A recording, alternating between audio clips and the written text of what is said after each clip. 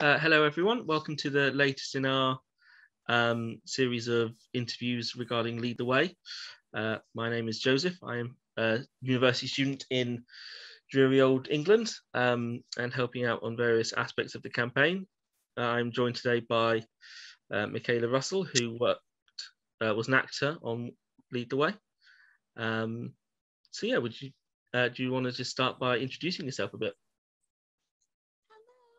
My name is Michaella Russell, as the lovely Joseph has introed me. I love a good intro. I worked on Lead the Way last year, and it was quite an interesting dynamic time, I suppose, everywhere in the world, because we were in the midst of the thickest, most scary, unsure time as far as COVID is concerned.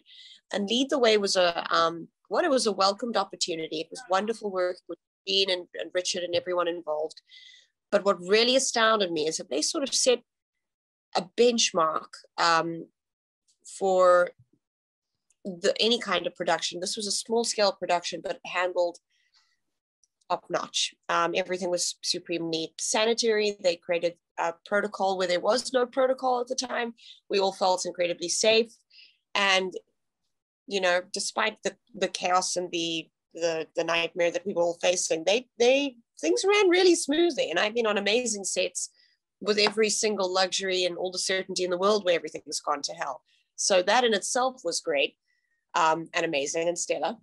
But also it was a great deal of fun. I got to play a villain, which is not something I often get to do, but somehow seem to do very well. Dark and twisty I am. Wonderful. So how did you first get involved with the production?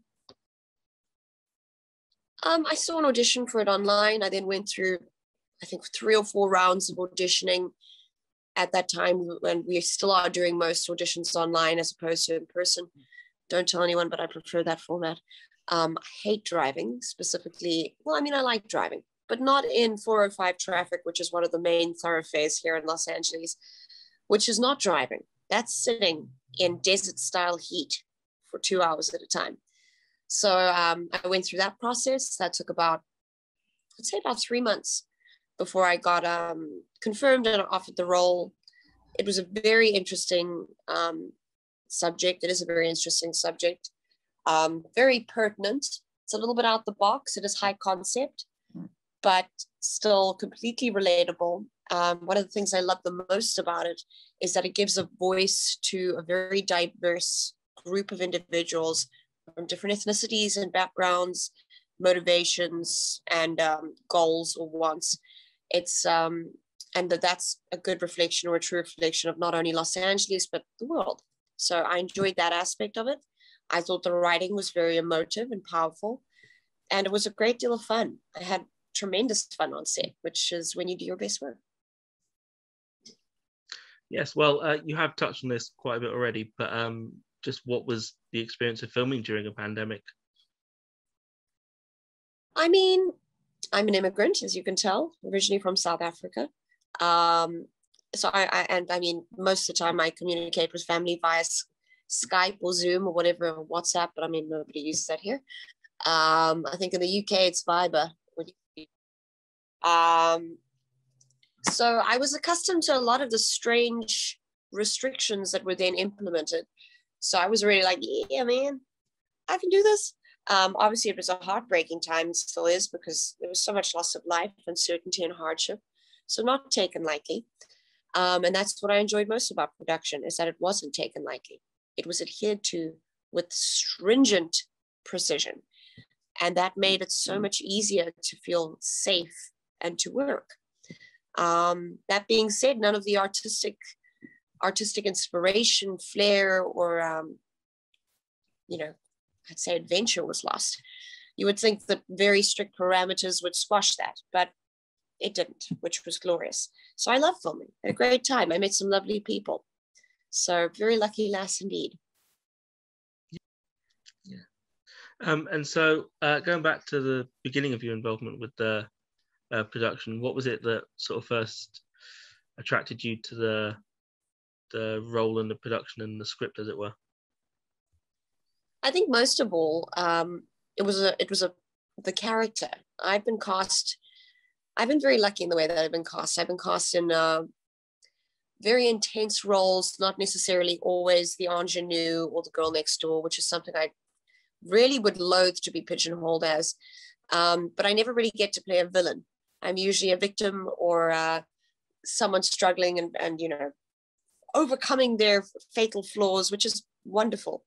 But I think I've got some good dark and twisty in me. So the opportunity to be a bit vindictive and crazy was, that was the main draw for me. And then meeting the people in the production was phenomenal and was incredibly accommodating and conscientious and generous, and it was just seemed like a great team and crew to be working with. So I was sort of hook, line, and sinker early on. Wonderful. And did you have a particular favorite scene or any part of the shoot that sort of sticks in your mind at all? My favorite scene that I was involved in was most certainly the green screen. We have a massive green screen set up, sort of depicting the New York skyline or city skyline. And that's where I meet the protagonist and we have an interaction. She obviously, my character had a sort of romantic involvement with him when he was still coming up. And now that he's on top, she's trying to worm her way back in, manipulate him. And when she doesn't get what she wants, she loses her absolute mind and goes pretty crazy lady on him. And that was a great deal of fun. Apparently I've got anger issues because I enjoyed that far too much. So I love that scene. That was great. A healthy place to work out any anger issues, though, I suppose. Indeed. Yeah. Your answer actually brought me on to my next question, which was, I know there were lots of green screens used in the production of this film. Does that change the way at all that you act or prepare for a scene? It's exciting, actually. It's always lovely to be interacting with different mediums and gadgets. So when we're given the opportunity, if anything, it's a mark of the kind of attention to detail that a production is prepared to invest in. It also meant that we were kept safe. We weren't being carted from one location to the next and then thus being exposed to more and more people. So if anything, it made me feel a lot more confident and secure. It doesn't hamper a scene. It kind of just gets you jacked because you can't wait to see what it's going to look like in the end. So this, obviously the director of this, Richard, is a veteran sound mixer, sound editor in Hollywood, but this is his first feature directing. What was it like working with him?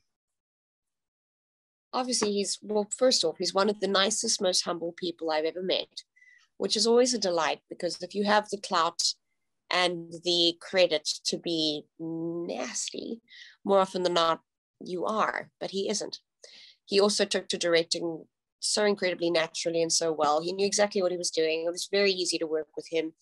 He is no fuss, no muss. He knows exactly what he wants. He goes in there. However, he isn't inflexible. If there's something that changes or grows or evolves, he goes there. It was lovely. I'm a new voice and face here in the United States, but I am very extensively trained and well known in other parts of the world. And I didn't expect to be given freedom or much cred, but he did. And not to do with anything apart from he respected what I was putting on the table. And that's a wonderful working environment, to feel free enough to exercise your own approach and at least voice things. I always respect what the production wants first and foremost. They're the ones who have spent the most amount of time with a project. But when I'm given a little bit of artistic identity and freedom myself, I think that's where the best kind of potions come together, all the different ingredients working so well. And what were the rest of the cast like? Delightful. I didn't get to meet many of them because of COVID. So it was very, very strict. We only interacted with those who we needed to. But everyone was happy.